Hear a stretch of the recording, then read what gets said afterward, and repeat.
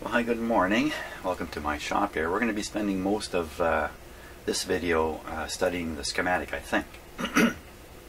Because before I get into some deeper troubleshooting here, I think I really got to have a good grip on the circuitry, as best I can anyway, in the radio. Of course, I can't understand it 100%, but at least I can get some distance down the road before I start poking around and trying to figure out what's going on and what is going on. So just to recap, the last video I rammed some strong signals into the radio and actually had a bit of success. So I did manage to receive an AM radio station. Wasn't particularly strong, but it was there, and I was able to feed a signal in using my signal generator here. Pick it up, again, a fairly strong signal going in to get a result out of the radio. So, on the AM side, it appears to be working, just appears to be weak. That's my impression right now. On the FM side, gee, I'm not sure what to make of that at all. No matter what take that back. I was going to say no matter what I've done, I haven't heard a thing, but that's not true. I was able to feed a 10.7 megahertz signal. Actually turned out to be 10.4, if I remember right, 10.5. It was way off from 10.7. Into the radio, and if I modulated the signal, I was able to get something out of the speaker. So that suggests to me that the IF string for FM appears to be working. Again, seemed to be weak, but I'm unsure about that. But when I tried to shove a signal into the front end of the radio, I didn't really get anywhere at all. An FM signal, even using my FM signal generator. One thing I didn't do, my familiarity with this instrument is low. I've only used it a few times. I did not actually verify that there was really an FM signal coming out of it. So there's a chance I was testing the radio with nothing. So hey, why don't we settle that right now before I start looking at the schematic? That'd be a good idea. Let's do that right now. Easy thing to do here is just take this output, disconnect it from the radio, my high quality hookup here. Wow, yeah, I got that better than I thought.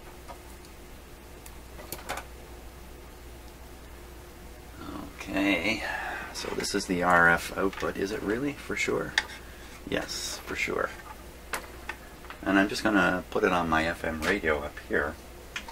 My little shop radio. Yeah, I picked this up at a yard sale for $2. Turns out to be a really handy radio. Really, really handy. I think I'll use a clip lead here. So the FM signal generator produces an output around 1 megahertz, or 100 megahertz, not 1 megahertz. So conceivably there's an output right now. Let's turn on the radio here. Show benefits to the people of Ontario, and I think that's what we'll be getting from the speech from the throne. Semyatiki says the rising cost of energy is a big concern. Yeah, a big issue here where I live is the price of electricity, which at one time, if you lived in Ontario, you were happy to say, hey, electricity was cheaper here than almost anywhere in the world, and that's because of all the falling water that's available and the very, very cheap electricity that comes from hydropower. Hydropower, falling water power, is solar energy. I wish people would understand that. It is solar energy. When you catch the water falling over a cliff, it's the sun that put it up there in the first place. It's solar energy. It's fantastic. Well, somehow, after 80 years, we've ended up with one of the most expensive electric systems. Or so it seems, anyway. Okay, enough of that. That's a big issue here, though, anyway. Well, let's see what we can do here. So if we've got this going, get the radio going, we'll dial up the radio to around 1 million here. 100 million.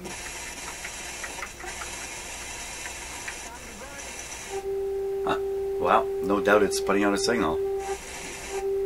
There it is. That's a strong signal. I mean, it's just coming from this green clip lead. Still coming from it.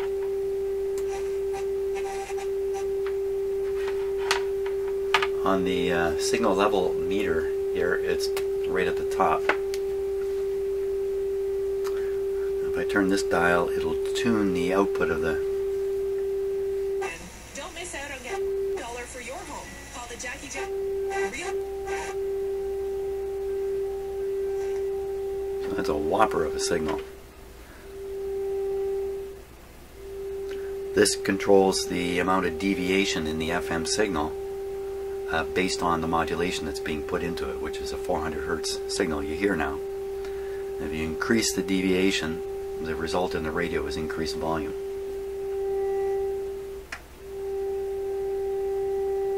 And according to this meter, that's 75 kilocycles. That's the maximum under the standards that FM is done with. Sounded a little distorted, but who knows what's causing that distortion. So there we are. No problem with that. So this even highlights now how poorly this radio is actually working, because I'm obviously with this wire connected right to the antenna. Wow, I'm pumping in quite a signal. That's a little disappointing. Yesterday when I thought, oh my gosh, I don't know for sure there was really an FM signal there, I thought, hey, maybe that's the whole problem and there's nothing wrong with the radio. But so much for that. So let's go take a peek at the schematic. A little more than a peek. I'm going to run through it as best I can from front to back. Just winging this. I have studied it a bit, but I'm like everything. I'm kind of winging it here. So here we are on the screen here. So before getting into the actual circuitry, it's really good to look at these diagrams carefully for any hints that might be on them. And there's lots of hints hidden away in notes and stuff like that. It is so easy to overlook. We just take a look in here. We see, let's see, the IF frequency for AM is 455. That's the standard. And 10.7, that's the standard or typical frequency for FM. Now this one seemed to actually be running around 10.4 or something like that. All DC measurements made to chassis with vacuum tube voltmeter with selector switch in, what does that say? BC position, in B dot C position. I don't know what that is. Selector switch shown in phono position. So on the circuit diagram, the switch, we see it here and here, it's positioned for phono, and that's something important to know if you're going to try to sort through one of these things. Component value, half watt, 20%. K is 1,000, M is 1,000,000. Now you might think, well, why would they say that M is 1,000,000? Because in some older schematics, M actually means 1,000, and it comes from the French, mille, M-I-L-L-E, mille, which means 1,000 in French. So watch out for this M. Sometimes M actually means 1,000. Here the condensers, T, tubular, E, electrolytic, C, ceramic, M, mica. That's interesting. I mean, it's right up on the schematic, like this capacitor here, they tell you it's a tubular 0.01. Hey, that's interesting. That's a little extra information, not normally appearing up in the schematic. NTC, negative temperature coefficient. Now I looked around and found this capacitor. It's right here. So when we get to it, as I go through the circuit, I'll explain why they put one here. Those of you who are familiar with these kinds of things, you know already what it's doing there. And negative temperature coefficient means this component varies in the opposite direction from what you would imagine or what most of these components do. So in the case of a resistor, heat up a resistor, its resistance goes up. If it was a negative temperature coefficient, you heat it up, its resistance would go down. That would be pretty strange for a resistor, but capacitor is a little different. So okay, what's this over here? Nominal sensitivity in microvolts for 500 milliwatts output. So what they're saying is you adjust the volume level until you've got 500 milliwatts of output, which you could measure with a voltmeter. And at that point, the input should be 50,000 microvolts on pin 1 of the 6AU6, or 1,000 microvolts on pin 1 of the 6BA6. I don't know what that is. What's that doing there? 450. 55.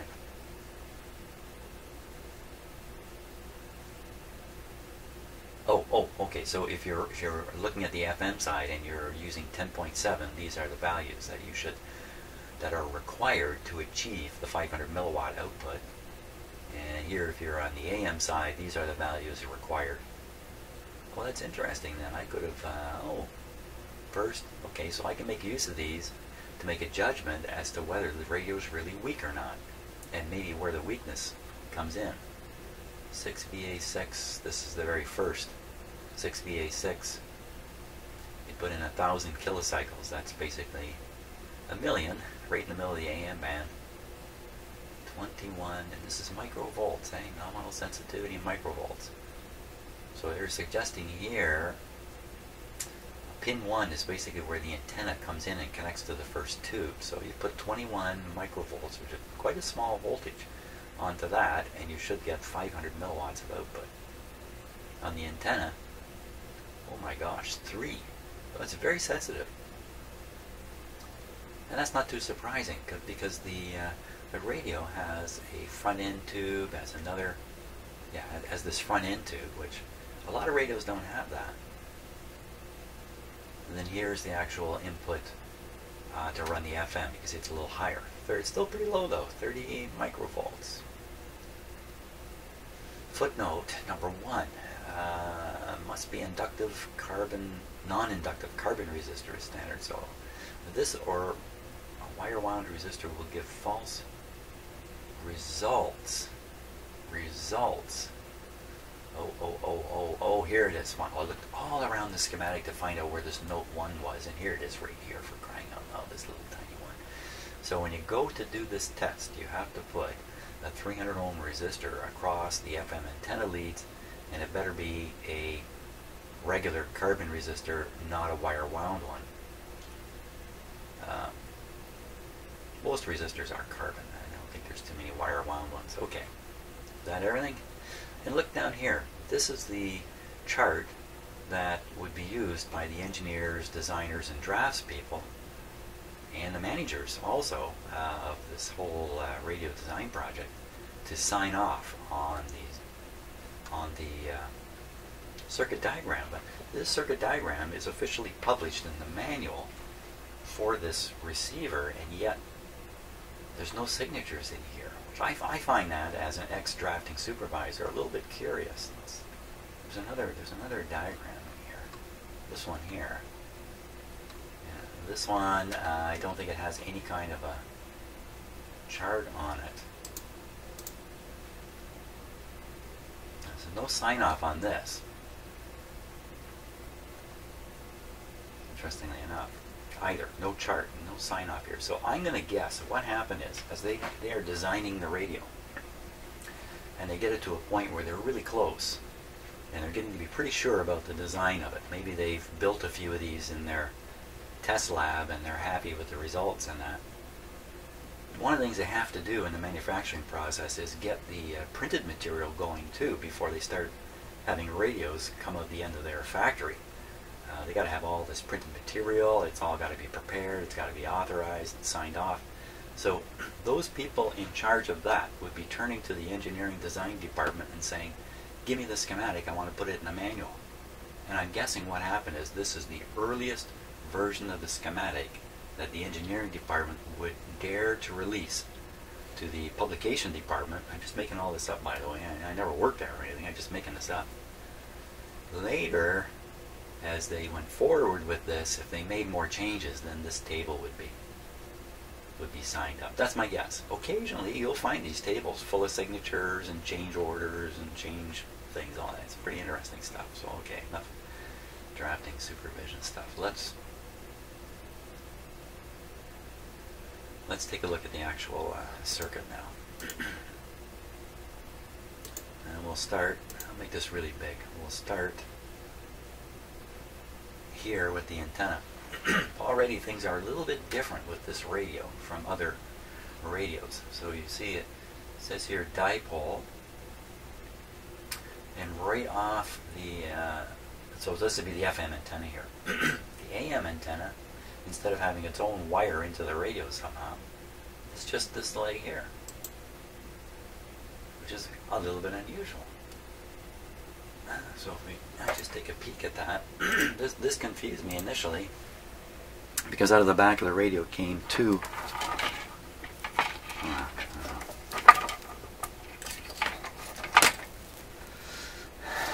these wires. So first assumption, well, this is obviously going to be the FM wire here. This I just assumed, well, this must be the AM antenna, but it's not. This is just a connection to the chassis. The AM antenna connects to one of these two legs here, and I'm guessing it's facilitated on the cabinet. I haven't checked that yet. So that's why you got to study these schematics. Okay, so now it goes through one of these switches here. I'm not going to analyze the switch on camera here because it takes me forever to get my head around these switches exactly. But let's just bear in mind it's in phono position. So in this position, no antenna signals are going to come out of the speaker. Somewhere things are interrupted in some way so they don't interfere with the phono coming out. So I'll have to look at the phono switch and try to sort out what exactly it's doing. And that's one of these guys here. Yikes. A section here, a section here, here, here, here, here, and another one up here. And we say, well, what's that look like in the radio? Holy smokes, man, there's a lot of switching going on in there. And it's this long switch here. 1, 2, 3, 4 wafers. And most of these wafers have a front and a back. Maybe it's a back and a front. It's actually this way. So 1, 2, 3, 4, 5, 6, 7, 8, potentially 8 separate switches being thrown when you change the band setting here. And because you've got a front and a back doesn't mean they're separated. Occasionally they're connected together internally in the switch. It's all very confusing, certainly to me, and I imagine to everybody. Everybody probably gets a little bit freaked out by these switches and trying to sort out how they might work in a radio. So now something else about the schematic, I think I mentioned it before, is I noticed they headied up the signal line. So when you look at this, you can see there's a line here all the way through. It's all headied up, and that's to make it easy for your eye to spot where the signal's traveling, which is very helpful. So you can see it coming through here, some shielded cables here, shielded wire into this switch. Must be coming up this way, goes through this antenna transformer. Doesn't look like it's adjustable. Comes out the other side. Is tuned here. Tuned for AM tuning here. This is the AM way. Where's the FM way? Well, the FM's up here. Oh, something else I should point out. If you're not familiar with schematics, these angular lines here, which are easy to see once you recognize the angle. Okay, it's a visual drafting technique. All these are the tuning capacitor connected together. 1, 2, 3, 4, 5, 6, all getting together, 6 of them. I mean, if you're not so familiar, what does that look like in the radio?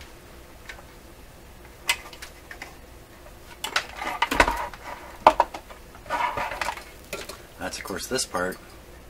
1, 2, 3, 4, 5, 6 sets of capacitor plates in here. 6 different capacitors are being tuned together when you turn the knob. That's a sign of a good radio, by the way. More stages in there. Generally, a better radio. Okay, signal comes up here. It's fed in here. Now these tubes are hard to look at, but if you look carefully enough, you can figure out this pin number 1 is actually connected to the grid. That makes sense. Here's the antenna signal coming in, reaching the grid of this tube. The output going out here, down here. It's all mixed up in these switches, and it freaks me out a little bit. Let's keep following along here. Comes up. Up. Pin 7 on the 12AT7 goes into a grid. Goes into the grid, it comes out here. Goes through a choke. That's blocking some high frequencies of some sort here. Carries along.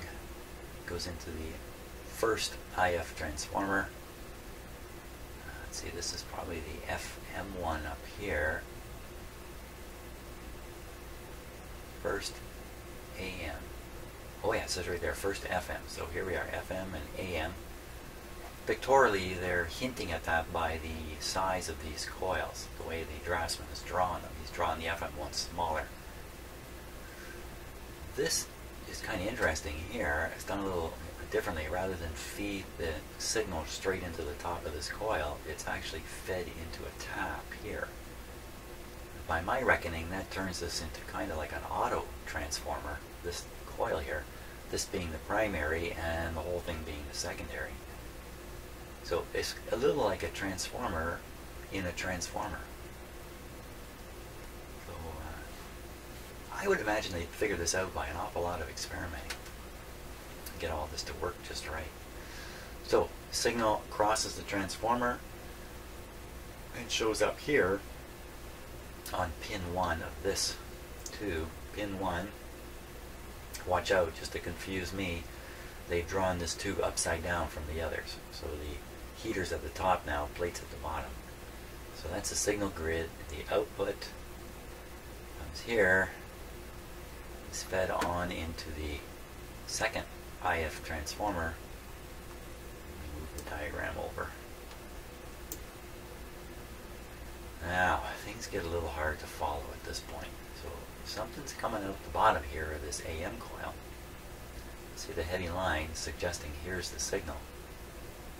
Goes through a switch, but it must come out here just based on the heavy line drawing. Down into the volume control. Well, when you get to the volume control, this is audio. This is audio signals. The RF has been done away with by the time you get here. So this is just audio, audio, audio, audio, all the way back to here. How does that happen? How do you get audio in here when you got RF going there? You follow this line down here. You can see it's connected to 5 and 6 on the 6AV6. They connected to plates. So this is a rectifier, a diode. 2 plates, they just connected both together here. It's like one big plate, really. It's nothing. There's no two-ness to this thing.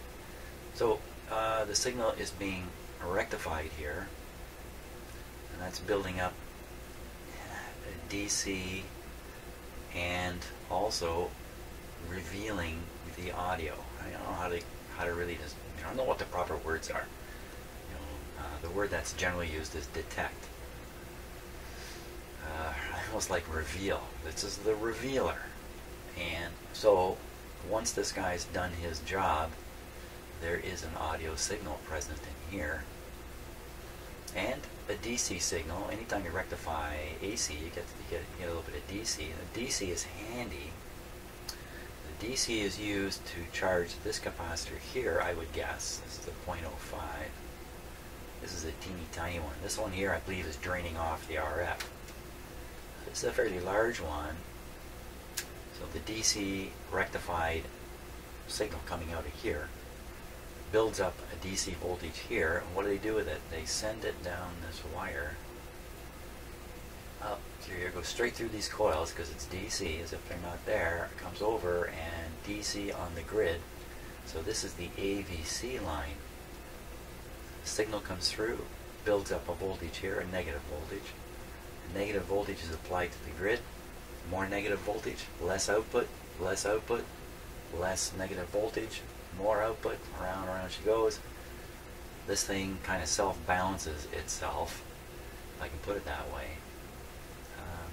And the end result is the AVC throttles the amplifiers in the radio. Let's just follow and see how many are on the AVC. So this one is, this tube is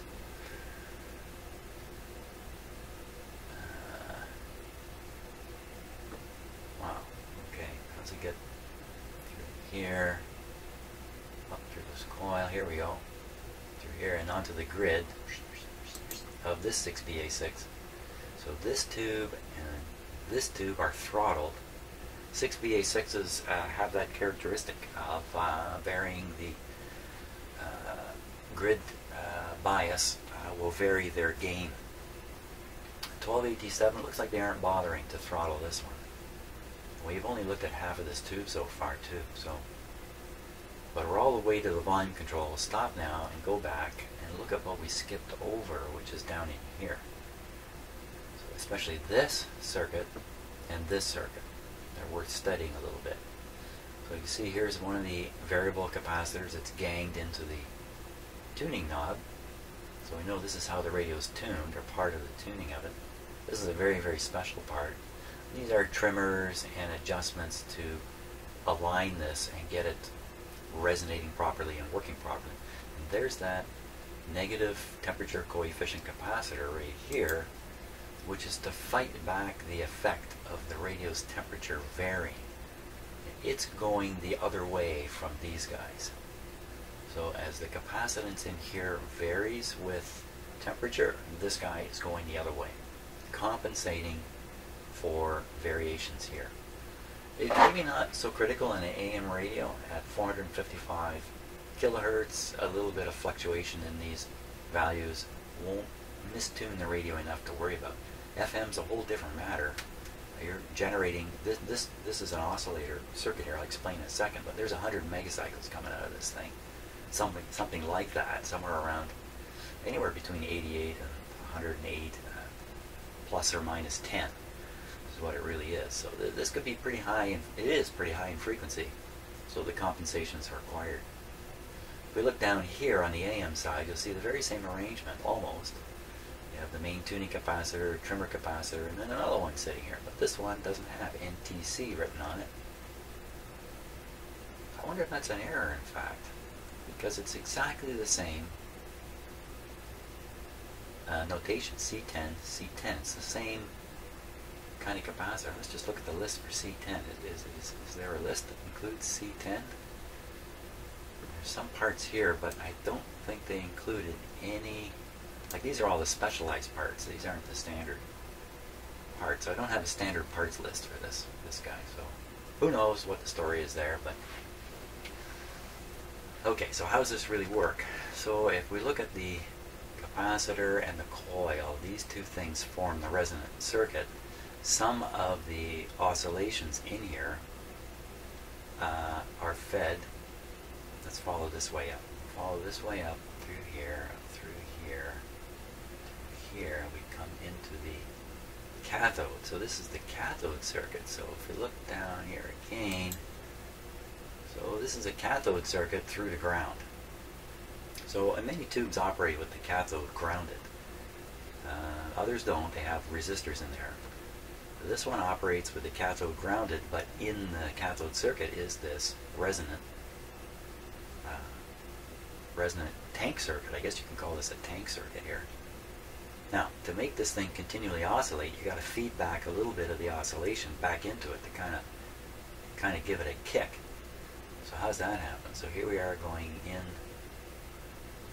So let's see. Here's the output. Output from the plate comes down here. Does it work its way through here? Okay, we can assume that when we're in FM, 1 and 2 are joined by this switch. I think that makes good sense. Come and aha! So there you are. So the output, I got this right. I'm not sure I got this right. But it looks like some of the output is fed back into here, and this is what encourages the continuing oscillation, or the, I guess, continuous wave is the original term for this, as opposed to the damped wave back in the days when oscillations were generated with spark gaps and that. So there's how you get your continuous wave running. If I understand it right, and I may not, these circuits run kind of wide open in the sense that this tube is getting blasted. The signal range on the grid is huge, and this tube is being thrown into cutoff. Now, I'm not sure about that, because this is not the usual way a mixer is set up. Usually a mixer is set up with not 2 triodes, but 1 pentode. I think it would be pentode, or I can't remember now. Lots of elements in here. 2 grids, basically. 2 grids in 1 tube. This is 2 tubes. I don't know. let's keep going. So if we throw the switch differently, then we're taking a signal out of this oscillator. This is the AM oscillator down here. Same sort of deal as this. Same basic layout and circuitry. Let's see if we can make it up. Well, easily we get to the grid here. No, I'm sorry, take that back. Easily this stuff can be stuck into the cathode circuit.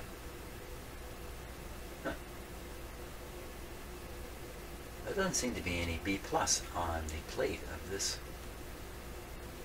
tube here. How would that possibly work? Well, perhaps I'm missing something here. Oh, there's what's in the cathode of the other side. So the other side is receiving the signal coming out of all this. One side's got the local oscillator running on, the other side's got the signal on. Somehow they're getting mixed in here. And I'm not sure I'm going to be able to figure it out completely. Looks to me like this feeds some of the oscillating signal over into the cathode circuit of this side of the tube. So we have the oscillator, the 455 or the 10.7 messing around in here. And then you've got the radio signal coming in here, so the two of them exist together in here. Now there's got to be some nonlinearity thing going on in here which I don't understand 100% in order to generate the harmonics that we're looking for, which is the two signals added, two signals subtracted, and the two signals themselves. So coming out of this tube, there's now 4 signals. The original antenna signal, the original local oscillator signal from down here, and the difference signal between the two of them, and a sum signal, the summation of the two of them. If you want to know more about this, you're going to have to read up on the internet. I'm not going to try to explain it. Then the trick is to pull out the one signal you're really interested in these 4 signals. And that'll be part of the job of this choke and a few other things going on, not the least of which is that these are tuned circuits, tuned to the frequency of choice, which in the FM side is 10.7. which is the difference between the local oscillator and the incoming radio signal, and this one for 455. So these guys are trying to ignore the extraneous or unwanted 3 other signals that are coming through here. That's how I understand this. So after this, we're left with just nothing more than the IF signal, 10.7 for FM, 455 for AM. The antenna signal itself is no longer going any further in the radio. We've converted the antenna signal to a new frequency, a fixed frequency and intermediate frequency of either 455 or 10.7 in order to go through here. Okay, so that's what the oscillators are doing. All this other stuff, all these other little parts. Oh, there's an interstage tuned circuit here. Tuned circuits in the front when you hooked up to the antenna, essentially. Lots of tuned circuits in this radio, which should make it a really good receiver. We come through here, we come out the other side of this transformer at 10.7 or 455, goes through this guy, comes out, gets these transformers, 10.7 goes through here, 455 going through there. At this point, the AM signal, the AM audio signal is picked off for rectification down here. The rectified result is apparent. I guess that's the best way to put it. Even though the diodes are sitting down here, the diode action is taking place up in here, if I can put it that way. We're getting the ABC voltage out of here, and we're getting the audio at the top of the volume control. Now we go to the FM side, it goes further, because detecting or revealing the FM program material is trickier. So it comes into this tube. This looks just to me like maybe it's just amplifying the signal. My familiarity with FM stuff is weak. Weak like this radio. Oh no, I got a weak radio and a weak brain working on it. It's not so good. So Now we come through here. I'm not going to be able to explain all this in detail. I'd have to read up again. I just can't keep it in my head. I haven't gone over it enough times in my lifetime to really grip it. But what this is basically doing is making the radio sensitive to a shift in frequency in the incoming FM signal. So even though I said it's 10.7 coming through here, it's 10.7 up and down a little bit. 10.8, 10.9, 10.6, 10.5. Is that true, what I just said? I believe it is. So you have a varying frequency coming through here, varying with the modulation that's in the original signal.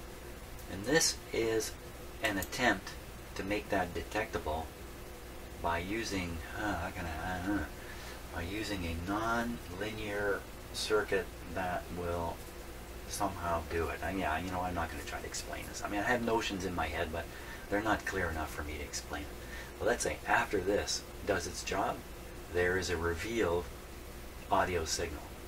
I'm going to guess it comes out of here, travels all the way back to this switch, and somehow, and you got me as to how, somehow it is then applied down through the volume control. So it's got to make it over to here somehow.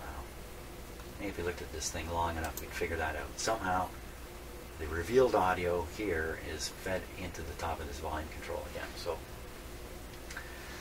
well, if I have to understand this better, then I will do that when the time comes. I mean, everything along here that I said could be understood at a much better level than what I'm explaining. So, okay, so now we're down to here. Volume control, audio signal sitting there, basically full blast on the top of this control. You turn the control, you slide this up and down, you pick off more or less of the audio. This is some kind of loudness thing, tone controlling deal here, trying to make the volume control work in a more favorable manner to your ears. That's about all I can say there. This guy is stopping any DC from up in here from making it through and ending up on the grid of the 686. So this is a two-part tube. It's doing two things at once. Don't think it's all combined together. It really isn't. It's kind of like diodes here, and then an amplifier here. The two of them inside the tube really having very little or nothing to do with each other. Kind of. It's just the tube manufacturers figured out how to make better and better tubes. You know, they got 7 pins. How, you know, what can we do with these 7 pins? Hey, we can jam in a triode and two diode plates. That's kind of what I guess they were doing. Then they make this tube attractive to the radio manufacturers. So at this point, all that's happening is coming in here, getting on the grid, getting amplified, and going out. Here it goes. Out here. Here's the tone control. This tone control basically drains off some of the higher frequencies. And the idea here is you drain off some of the higher frequencies, turn up the volume slightly to compensate, and in doing that you've boosted the bass a touch. That's kind of how you work this kind of tone control. And then it's sent to the big plug, and the big plug sends the audio out to the amplifier. But we won't go through the amplifier right now. Pretty sure the amplifier is working good. Why would I say that? I'd say that because the AM radio with the volume turned down produces a lot of noise, a lot of loud noise. So clearly if you can get a signal to that amplifier, it'll come out of the speaker nice and loud. So that's a trip through the schematic. I skipped over this part. I did talk about it on it earlier, but I was confused about what it was. So this basically is the phono signal coming in. And wait a minute, we gotta figure out one thing here. In most of these radios, when you flip it over to phono, you actually cut the B+, the supply voltage to some of the key tubes to shut them right off so that no radio signal comes out. And sometimes these radios are built so that in fact the audio from the radio and the audio from the phono are not really switched. There's no selector switch. It's just when you switch to phono, it just quiets the radio so you can't hear it anymore. I think that's how this one's working. Let's see, so the phono signal will come through here, go through these filters. These must be the scratch filters. They're basically high frequency filters here. up through here. A little bit of a compensatory network of resistors here, trying to do something with the tone probably.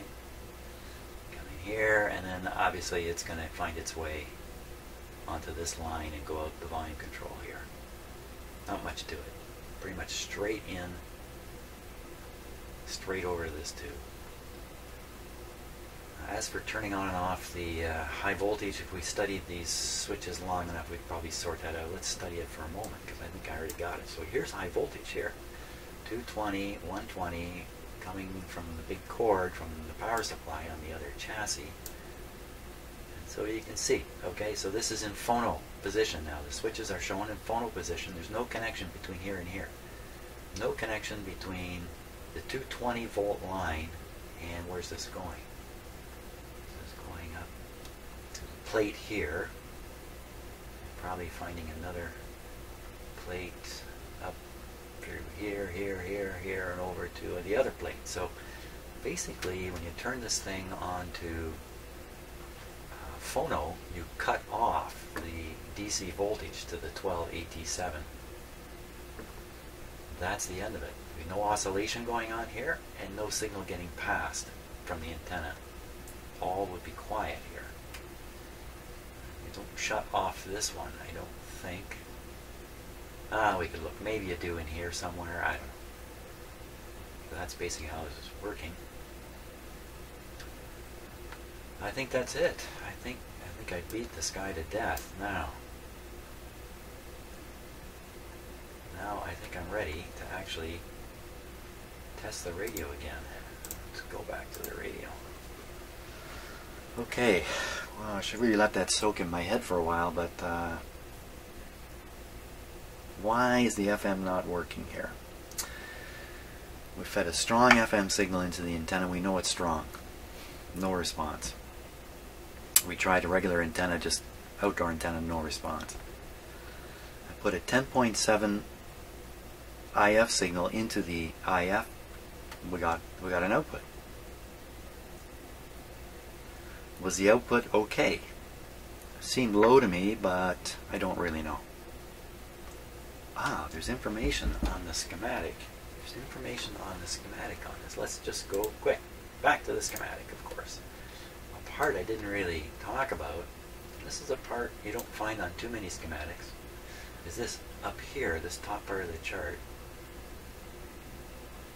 Here we see, well, this is easy. The gain between these points in the radio. So I'd say gain between the antenna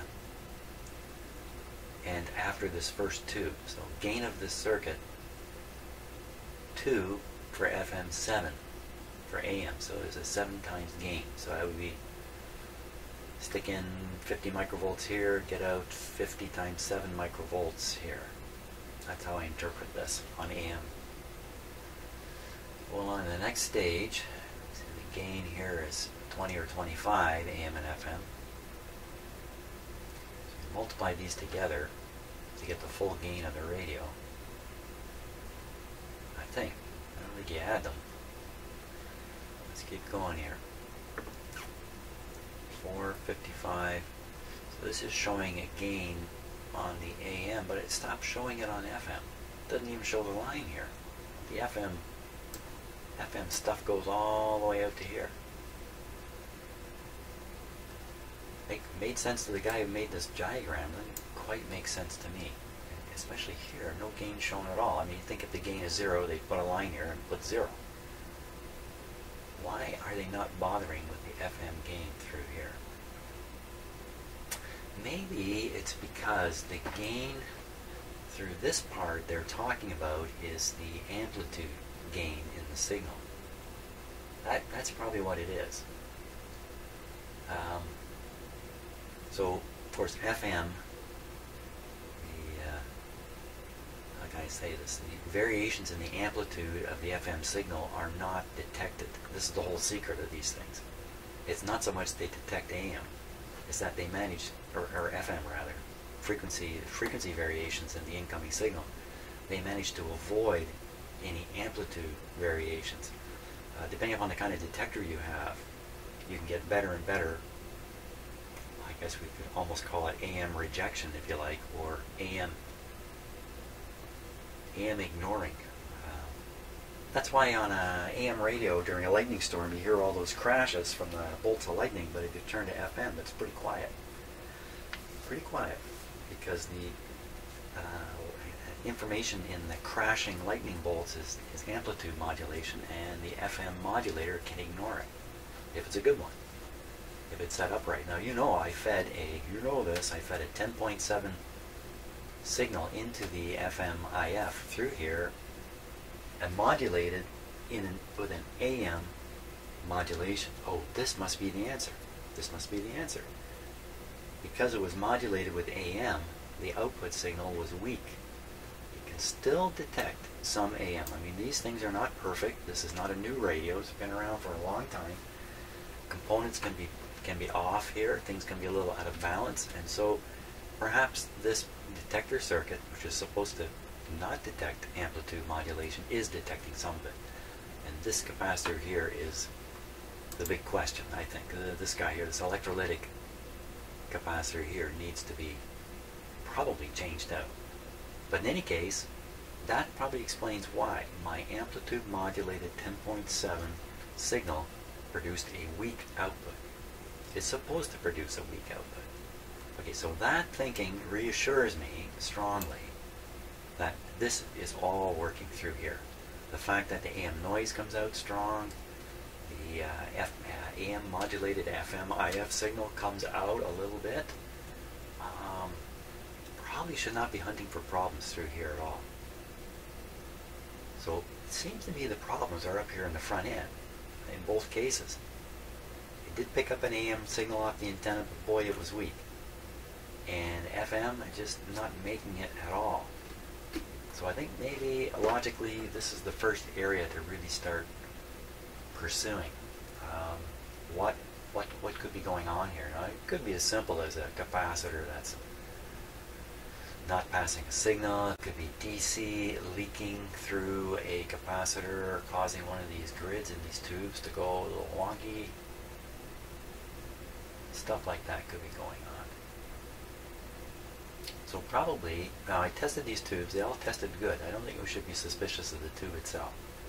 So I think maybe it's time to start taking tube voltage readings. Look, they're written right here too, 60, 100. Take some readings on these two tubes. In fact, I wouldn't even bother with this one yet. It's all about proving that this whole section here is working.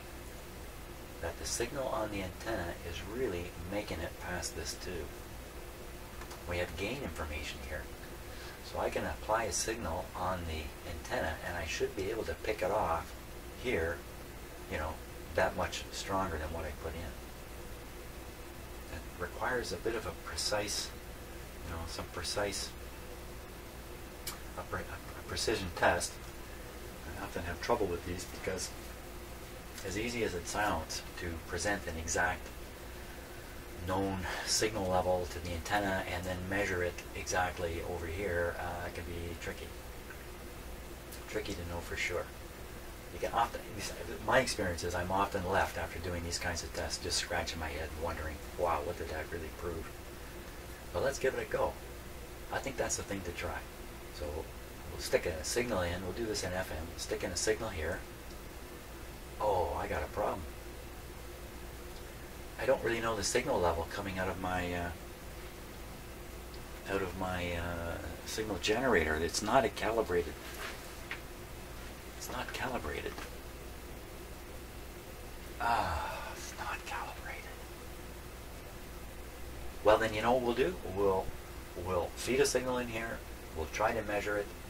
Whatever measurement we get, we'll then try the same measurement technique over here. We'll compare the two results. And, two is a fair bit. That's double. Should be able to detect double. Certainly if it's going the other way, if it's getting weaker, I think we stand a good chance of spotting that. Okay, where am I on the clock here? Oops, double, triple, oops. 9:13.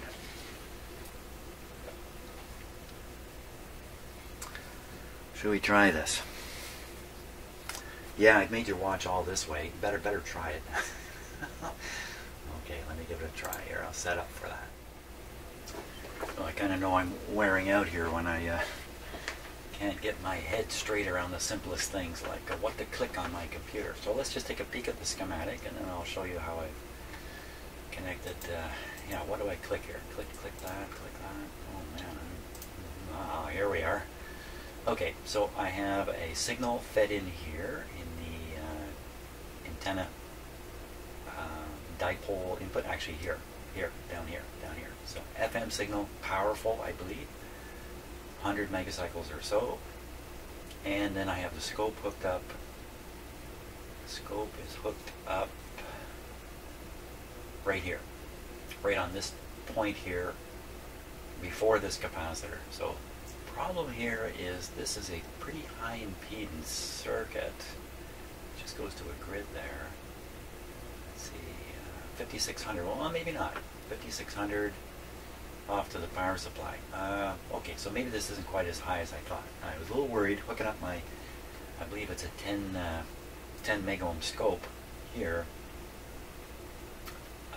Would drain away the signal and make the whole test false, but maybe not. So let's look at where I've got it connected here. Where is it connected to the radio? So you can see the scope lead going into the radio here to get to pin number 5, I think it was. Okay, but I have not measured the input, but let's just start with the output. That's where I'm at. And I have a camera craftily located right in front of the scope so we can get a good look at the scope. Let me zero this properly.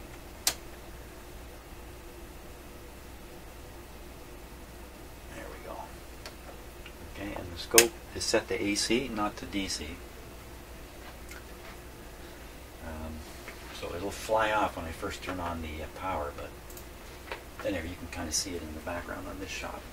So let's turn it on and see what happens here. Here we go.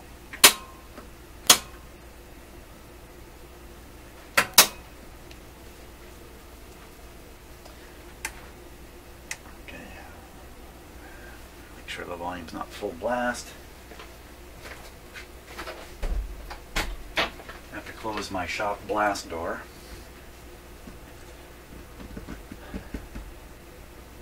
Wow, there's a little something happening on the scope there. Huh. Let's just take a look at what's happening here. So, now there's some frame rate issues with the signal on the scope and my camera. So you might see things a little different than me. Like you see some kind of a chop mark over here, and it doesn't exist with my eye. But what does exist is that this is now a little bit wider than it was. Let me turn up the sensitivity here. There, now we can see the width better. So obviously some kind of high frequency inside here. Now, I don't normally take the scope up towards its limit. What is the limit on this scope? I think it's 100 megahertz, I think. So let's get up there. Wow. It's a little hard to see. That's better. See if we make this trigger now. Come on, baby. Trigger for me. I got to break this up a little high here.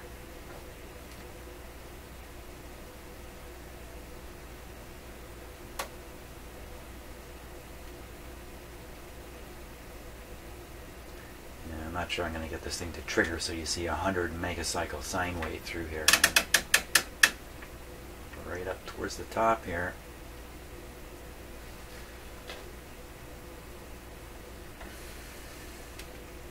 It's not terribly critical. I managed to do this anyway. I'm more or less fiddling with my scope here. If this is a 100 megahertz scope, then we're just right at the limit. Now maybe it's there and we can't see it. So something there.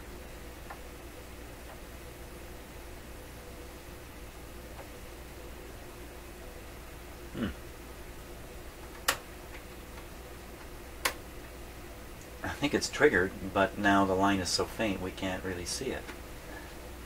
I think that's what's happening here.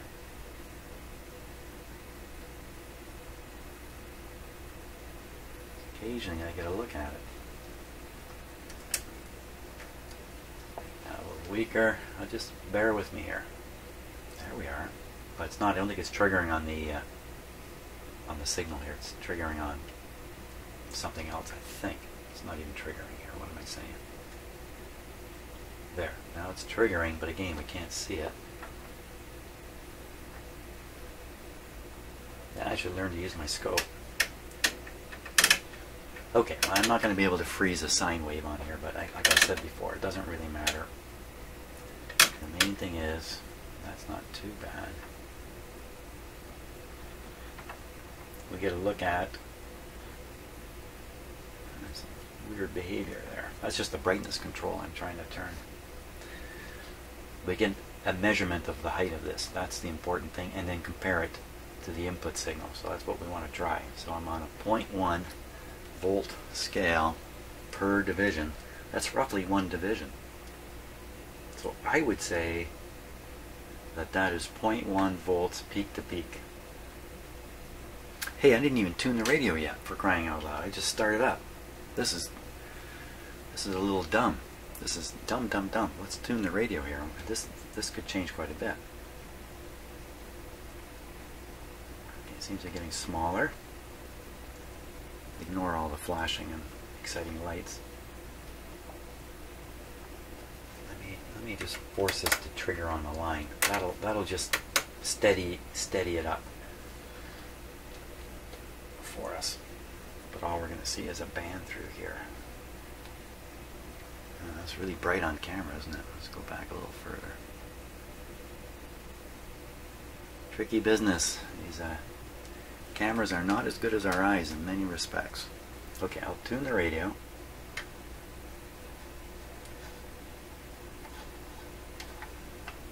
So you can kind of see as I went through it. You can see it get bigger.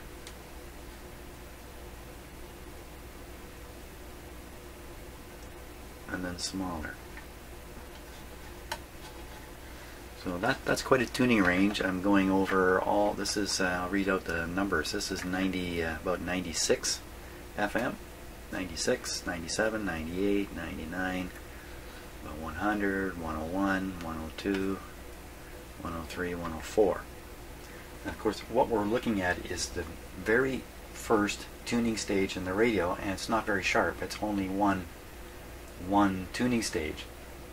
To increase the sharpness, you have a series of tuning stages tuning, and at the end of that you get a really sharp response. But at the first stage you're not going to get a sharp response. It's going to be a very broad response. So let's max it out here. There we are. Well, now it's 1.5.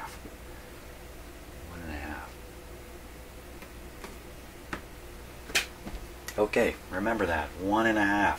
And I will now try to move the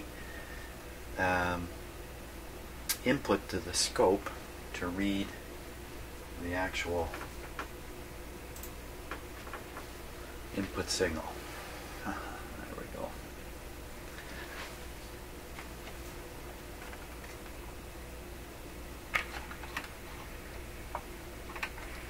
Okay, so now I noticed as soon as I disconnected this, notice a couple things. First, as soon as I disconnected it,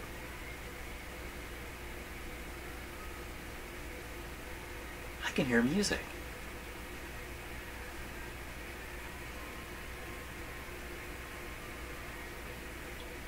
I fixed it.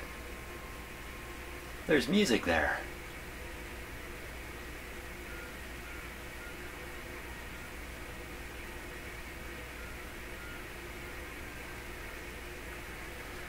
Okay, we'll deal with the music in a second, but the other thing I noticed is I disconnected this lead, and I get a pretty nice similar reading over here. So, yeah, this is what happens when you deal with these really high frequency signals.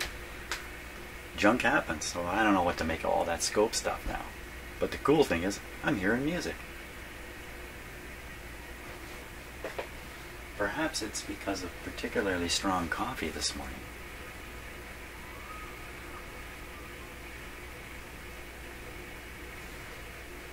Okay, what can we do here?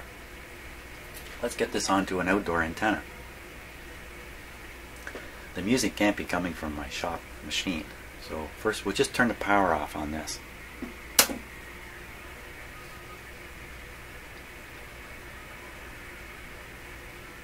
That didn't make a hill of beans worth of difference. Ooh, I got all the EBGBs here. Let's just get this out of here.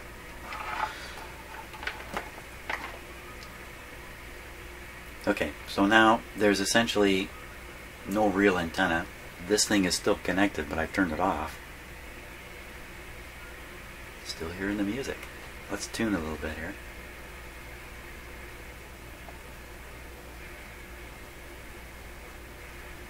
One of the things it says in the manual for this radio is when you're listening to FM, you need to tune very, very slowly. It actually says that in the manual. I guess at that time, FM receivers were still a new thing. Many people buying a radio like this were buying their first FM receiver.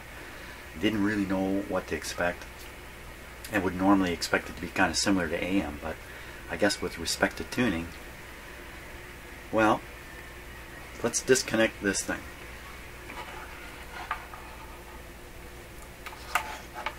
Oops, I kind of knocked my camera all out of sorts here. Let's fix that before I keep stepping in front of it. Let's just move it over here. It's better to be over here.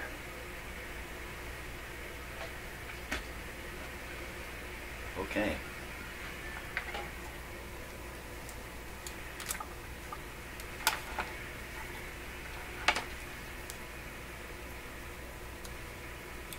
Where'd the music go? Okay, so this is going to an external antenna. Music.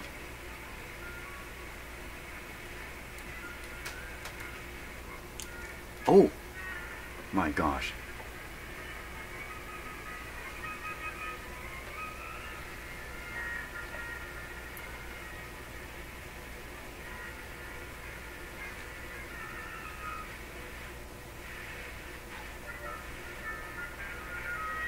I fixed it.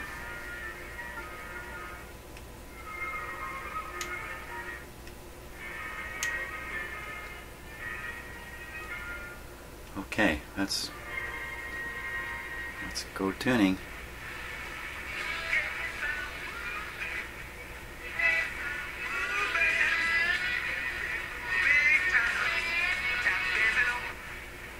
For you to choose.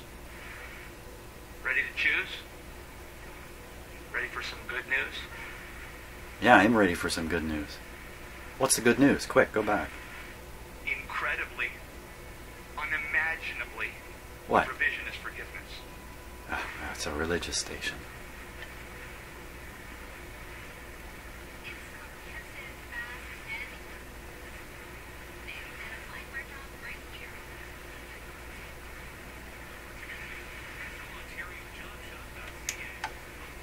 Not much volume.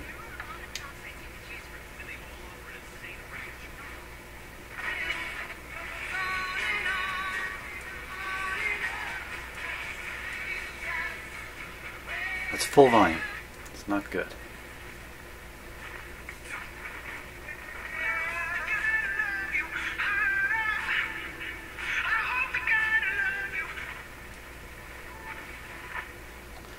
Okay, wow. Okay, I'm kind of blown away. How was it? How is it I do all these tests, convincing myself there's no signal going through, and then all of a sudden there is? It's still weak, but wow. Okay. Hey, we're a big step ahead. Let's just flip it back to AM here for a second.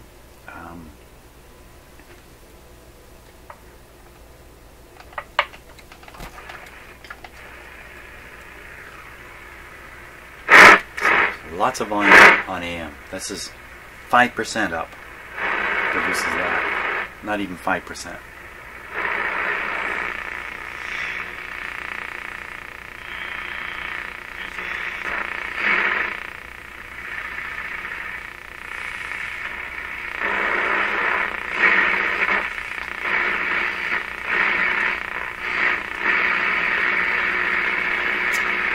It's just, there's too much noise here wiping out any signal that might be coming in, but So what do we got? Now I think we got AM working, I think.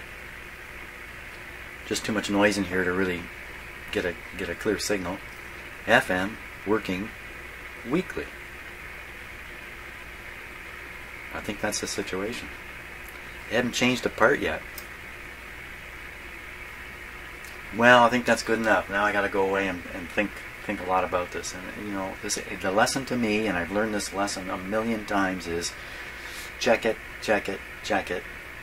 When you're absolutely certain you know what's going on, check it again, check it again, check it again. That's kind of how this goes.